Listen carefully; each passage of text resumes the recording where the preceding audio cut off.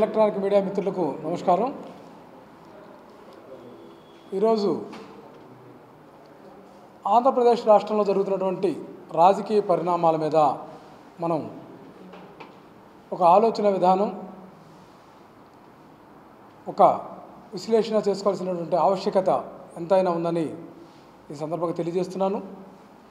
ముఖ్యంగా మన ఆంధ్రప్రదేశ్లో ఉన్నటువంటి తిరుమల తిరుపతి దేవస్థానం మీద మనం మాట్లాడుకోవాల్సినటువంటి అవసరం ఉందనిపించింది. తిరుమల తిరుపతి దేవస్థానం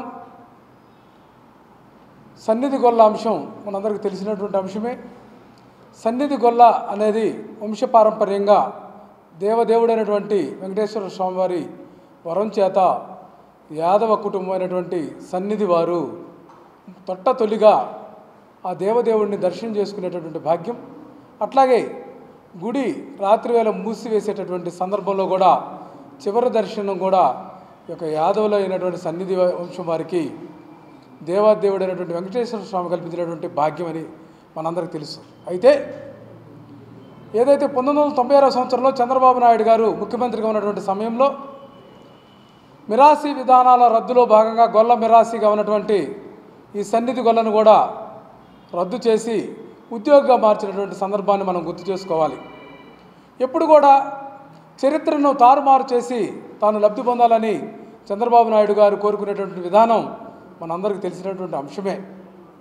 మరి 1996 సంవత్సరంలో మిరాసి విధానంలో చేర్చినటువంటి సన్నిధి గొల్లకు ఆ రోజు టీటీడీ ఉద్యోగిగా నియామకం చేస్తూ 5,000 నామమాత్రపు జీతాన్ని ఇచ్చి ఆ యొక్క సన్నిధి గొల్ల వారసత్వాన్ని అవమానపరిచి యావత్ భారతదేశంలోనే కాదు ప్రపంచ దేశాల్లోని యాదవుల యొక్క మనోభావాల మీద దెబ్బ కొట్టినటువంటి దుర్మార్గుడు ఎవరైనా ఉన్నారంటే అది చంద్రబాబు నాయుడు అని చెప్పి ఈ సందర్భంగా గుర్తు చేస్తూ ఉన్నాను. అదే ప్రీతమ నేత దివంగత నేత వైఎస్ రాజశేఖర రెడ్డి గారు 2004 సంవత్సరంలో అధికారంలోకి వచ్చిన తర్వాత ఇదే సమస్యను తన ముందుకు తీసుకొచ్చినప్పుడు 5,000 రూపాయల జీతాన్ని 18,000 రూపాయలుగా మారుస్తూ తాత్కాలికంగా ఉపశమనం కలిగించినటువంటి పరిస్థితి కూడా మనం అందరం అర్థం చేసుకోవాల్సినటువంటి ఆవశ్యకత ఉంది. మరి సన్నిధి శరభయ్య, సన్నిధి పద్మనాభయ్య వంశస్థులైనటువంటి సన్నిధి వెంకటరామయ్య గారు ఆ యొక్క ఉద్యోగ స్థానంలో ఉంటూ ఏదైతే 30 జూన్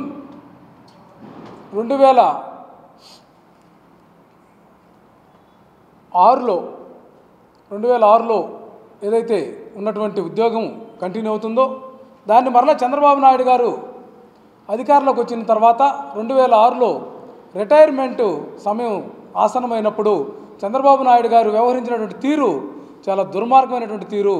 ఏదైతే యాదవ సంఘాలైతేనేమి, ఏదైతే వెంకటేశ్వర స్వామి భక్తికి సంబంధించినటువంటి ఆధ్యాత్మికమైనటువంటి భక్తులైతేనేమి, వీళ్ళందరూ కోరినా కూడా ఏమాత్రం కూడా వినకుండా ఆ యొక్క సన్నిధి వెంకటరామయ్య గారి ఉద్యోగాన్ని కేవలం 1 సంవత్సరం రెన్యువల్ చేస్తూ టీటీడీ ఈఓ గారి చేత ఉత్తర్వులు ఇప్పించినటువంటి దుర్మార్గమైనటువంటి చరిత్ర ఉంది. అడుగుతున్నది ఏందయ్యా అంటే యాదవ సంఘాలు కానీ, యొక్క ఆధ్యాత్మికమైనటువంటి భక్తులు కానీ, ఏదైతే దేవాదేవుడు తొలి దర్శనం కోరుకున్నాడో సన్నిధి గొల్లను, అదే విధానాన్ని వంశపారంపర్యంగా ఏదైతే బ్రిటిష్ వారు కూడా రికార్డులో చూస్తే 1839 నుండి కూడా బ్రిటిష్ వారు కూడా ఈ విధానాన్ని కొనసాగిస్తున్నటువంటి విధానాన్ని 100 సంవత్సరాలు 1000 సంవత్సరాలు గడిచినా ఎవరూ దాని జోలికి పోకపోతే చంద్రబాబు నాయుడు దాన్ని రద్దు చేసిన దాకా నిద్రపోలేదు. ఈ అంశాన్ని ప్రతి ఒక్కరు కూడా ఈ యొక్క ఆంధ్రప్రదేశ్లో గుర్తుంచుకోవాల్సినటువంటి అంశం తెలియజేస్తా ఉన్నాం. మరి 2013లో ఎన్నికలకు ముందు ఇదే అంశాన్ని తీసుకొని ప్రీతమ నేత ఆ రోజు ప్రతిపక్ష నేతగా ఉన్నటువంటి జగన్మోహన్ రెడ్డి గారిని యొక్క యాదవ్ సోదరులు కలిస్తే ఆయన పేర్కొన్నటువంటి అంశం చాలా నిర్వివాదాంశమైనటువంటి ఒక నిర్ణయాన్ని ప్రకటించారు. మన ప్రభుత్వం అధికారంలోకి రాగానే, వైఎస్ఆర్ కాంగ్రెస్ పార్టీ అధికారంలోకి రాగానే ఖచ్చితంగా మీ మనోభావాలను గౌరవిస్తూ ఖచ్చితంగా సన్నిధి గొల్లను వంశపారంపర్యంగా మేము ప్రకటిస్తామని చెప్పినటువంటి హామీని 2020 జూన్ 11వ తేదీన జరిగినటువంటి క్యాబినెట్లో ఆయన తీర్మానం చేసి జీవోనిచ్చి ఆ జీవోలో స్పష్టంగా ఏదైతే అప్పుడున్నటువంటి సన్నిధి గొల్ల పదాన్ని సన్నిధి యాదవ్గా కూడా మార్పు చేసుకునేదానికి మీ మనోభావాలకు అనుగుణంగా కూడా మార్చుకోవచ్చని, యాదవ్ యొక్క మనోభావాలను గుర్తించి గౌరవించి వారికి మరలా తిరిగి యొక్క విధానంలో పెద్దపీట వేసినటువంటి వ్యక్తి మన ప్రీతమ నేత వైఎస్ జగన్మోహన్ రెడ్డి గారని తెలియజేస్తున్నాను. అదే ఎస్సీ ఎస్టీ బీసీ మైనార్టీల పట్ల జగన్మోహన్ రెడ్డి గారు నా ఎస్సీ, నా బీసీ, నా ఎస్టీ, నా మైనార్టీ అని కుండబద్దలు కొట్టడమే కాకుండా బీసీల పట్ల తన యొక్క విధానాన్ని కూడా ఆయన వ్యవహరించినటువంటి విధానాన్ని కూడా ఆయన చెప్పినటువంటి మార్గాన్ని కూడా ఆయన చెప్పినటువంటి మాటను కూడా మనం తీసుకోవాలి. బ్యాక్వర్డ్ క్యాస్ట్ కాదు బీసీ అంటే, ఈ యొక్క సమాజానికి బ్యాక్ బోన్ క్యాస్ట్గా బీసీలు ఉన్నారు. వారిని బ్యాక్ బోన్ క్యాస్ట్గానే నేను గౌరవిస్తాను, నేను వారికి తదనుగుణంగా వారికి నేను ప్రాధాన్యత ఇస్తానని చెప్పినటువంటి వ్యక్తి వైఎస్ జగన్మోహన్ రెడ్డి గారని తెలియజేస్తా ఉన్నా. అదే చంద్రబాబుని తీసుకుంటే అనేక రకాలుగా ఈ బీసీలను ఇబ్బందికరమైనటువంటి అంశాలు గుర్తు చేసినటువంటి ప్రక్రియ చూస్తూ ఉన్నాం.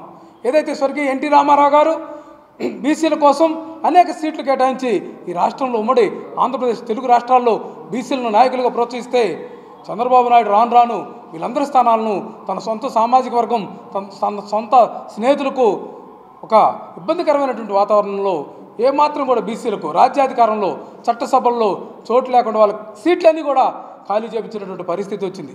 మరలా దుర్మార్గంగా ఏదైతే పెద్దలు జగన్మోహన్ రెడ్డి గారు అక్రమ కేసుల్లో జైలుకు పోయినప్పుడు శ్రీమతి విజయమ్మ గారు గౌరవ అధ్యక్షులుగా ఈ యొక్క ఆంధ్రప్రదేశ్ వైఎస్ఆర్ కాంగ్రెస్ పార్టీ బాధ్యతలు చేపట్టినప్పుడు కూడా ఆ రోజు వైఎస్ఆర్ కాంగ్రెస్ పార్టీ విధానం మాట్లాడుతూ ఉంటే బీసీలకు సముచిత స్థానం కల్పిస్తామంటే ఎద్దేవా చేసినటువంటి చంద్రబాబు నాయుడు మాటలు ఎలా ఉన్నాయంటే 100 సీట్లను మేము ఇస్తామని చెప్తే 100 సీట్లు ఇవ్వడం కాదు, 100 మంది శాసనసభ్యులను అసెంబ్లీకి పంపించేదానికి వైఎస్ఆర్ కాంగ్రెస్ పార్టీ సహకరిస్తుంది.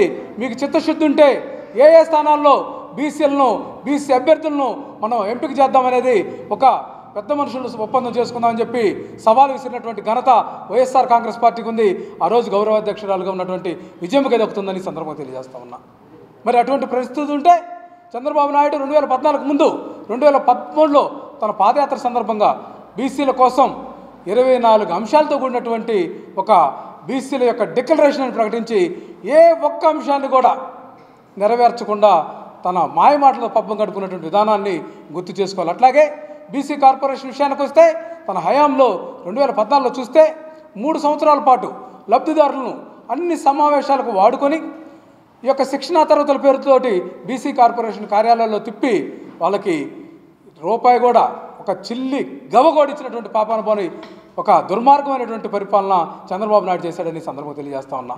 అదే కోవలో చంద్రబాబు నాయుడు మాట్లాడినటువంటి మాటలు ఎస్సీ సోదరుల గురించి, ఎస్సీ ఎస్టీలలో ఆ కులాలను ఎవరైనా పుట్టాలని కోరుకుంటారని మాట్లాడినటువంటి నీచ నికృష్టమైనటువంటి ఈ యొక్క సామాజిక దృక్పథం లేని ఒక సీనియర్ నేతగా నేను చాలా సీనియర్ ముఖ్యమంత్రి అని చెప్పుకునేటటువంటి చంద్రబాబు చాలా దుర్మార్గమైనటువంటి వ్యవహారం, ఆయన మనసులోని మాట అది బయటపడ్డాడని చెప్పి సందర్భంగా నేను తెలియజేస్తున్నాను. అదే నిన్నటికి నిన్న చంద్రగిరిలో ఆ యొక్క తెలుగుదేశం పార్టీ ఇన్ఛార్జిగా ఉన్నటువంటి పులివర్తి నాని సమక్షంలో జరిగినటువంటి ఒక సమావేశం, మీడియా సమావేశం సందర్భంగా సీనియర్ మంత్రి సూలూరుపేటలో దళితులందరూ కూడా గౌరవించుకునేటటువంటి మాజీ మంత్రి పరసా రత్నం గారిని చాలా ఒక చిన్న పిల్లోడు, చిన్న బాలుడిలాగా మీడియా సమావేశంలో వెనక నిలబెట్టినటువంటి ఒక అగౌరవపరిచినటువంటి అమర్యాదగా ప్రవర్తించినటువంటి వ్యక్తి ఈ యొక్క చంద్రబాబు నాయుడు. దీని అందరూ కూడా ఈ యొక్క ఎస్సీ ఎస్టీ బీసీ మైనార్టీలు గుర్తుంచుకోవాలా, రాబోయే రోజుల్లో మనల్ని మభ్యపెట్టి ఓట్లు దండుకోవాలనేటటువంటి ఆలోచన విధానంతో కలగలిసినటువంటి పార్టీలు ముందుకు వస్తున్నాయి. ఈ పార్టీల విధానం కూడా మనం పరికిస్తే 2014 సంవత్సరంలో బీజేపీతో కలిసి పవన్ కళ్యాణ్ ఆధ్వర్యంలో జనసేన ఏ ఒక్క సీటు కూడా తీసుకోకుండా రాజకీయ పార్టీ స్థాపించి ఒక్క సీటు కూడా పోటీ చేయకుండా తెలుగుదేశం పార్టీకి మద్దతు ఇచ్చి ఆ రోజు ఓట్లను బేరసారాలు కుదుర్చుకొని ప్యాకేజీలతోటి మీరు పబ్బం గడుపుకున్నది నిజం కాదా అని చెప్పి తెలియజేస్తా ఉన్నా. మరి మీ పార్టీ విధానం ఏంటి? ఆ రోజు అధికారంలోకి వచ్చారు, 5 సంవత్సరాల అధికారంలో కేంద్రంలోనూ రాష్ట్రంలో ఉన్నటువంటి ఈ యొక్క బీజేపీ తెలుగుదేశం ప్రభుత్వాలు ఉంటే ఆ రోజు నోరు విప్పని పవన్ కళ్యాణ్ ప్రత్యేక హోదా గురించి జగన్మోహన్ రెడ్డి గారిని విమర్శించడం సిగ్గుచేటు.